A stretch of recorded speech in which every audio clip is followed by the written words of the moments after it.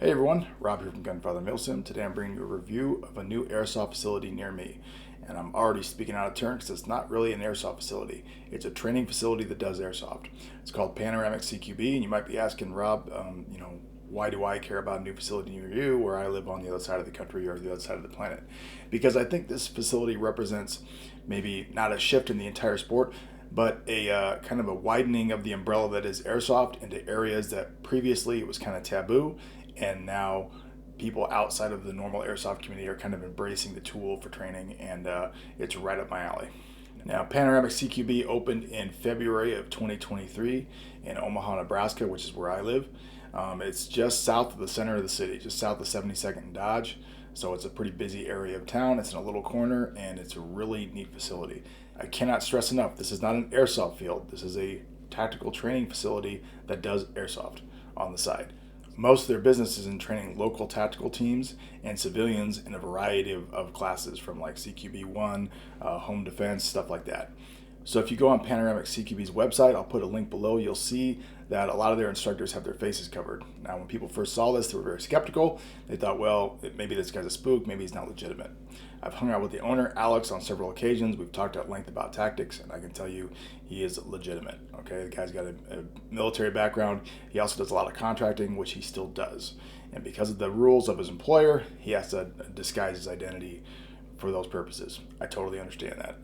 I work for a police department. I'm not allowed to mention the department I work for or any specific SWAT operations I've been on.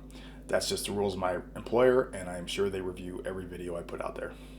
So to give you a rundown of the business, when you first walk in, there's a pretty solid pro shop that's fully stocked. You can rent guns there. Behind there's basically a staging area, a very large staging area where there's plenty of tables and lockers and stuff to put your gear.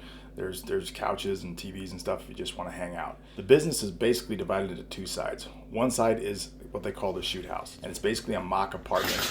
They can move the walls around, move the doorways. It's made to be like a house, like a structure. It's made specifically for trainers and tactical airsoft.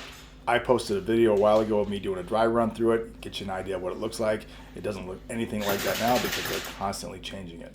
The other side is a 4,000 square foot area called the Village. Now, at first, when I looked at the Village, I really wasn't that impressed with it, but after playing there a couple times and more specifically training there with my SWAT team, I was really impressed with it. The Village is comprised of a bunch of 8-foot by 8-foot kind of room sections, and these are made of particle board, and some of them are just solid walls, some of them have doors, some of them have windows. And what you can do is by rotating and pushing these blocks around on the floor, you can create radically different CQB scenarios very quickly. From a trainer's perspective, it was excellent. I could have my team run through, do a scenario, leave. 30 seconds later, I just move a couple of those blocks, and everything is completely different. It's really handy from a trainer's perspective. From the airsoft perspective of, hey, let's go have a fun open play, you can change the field pretty rapidly. They change it every week. I've been there 3 times. Every time it's been different. At 4,000 square feet, the Village is a little bit tight for airsoft play, but they limit it to 8 players. The times I've played there, it's always been a great time. It's been very competitive and very tactical. It's almost like a slower gameplay. It's not quite speed soft, although there are speed softers there. The game modes I've played there limit respawns, so it definitely favors the more tactically minded player, the more kind of slow, methodical clear, versus the more quickly run to your death approach that is often seen by some speed softers. Additionally, there are doors between the Village side and the shoot house side that they can open up that basically turns the entire facility into one big airsoft field. That's how they do it on Saturday and Sunday pickup games. That definitely opens up the field to a lot more angles and a lot more options for different game modes. Their chrono field limits are a little higher than most places. It's 1.48 joule, which is basically 400 FPS with .2s, and they limit your full auto to 20 rounds per second. On the open play days, the admins are very responsive to whatever the players want to do.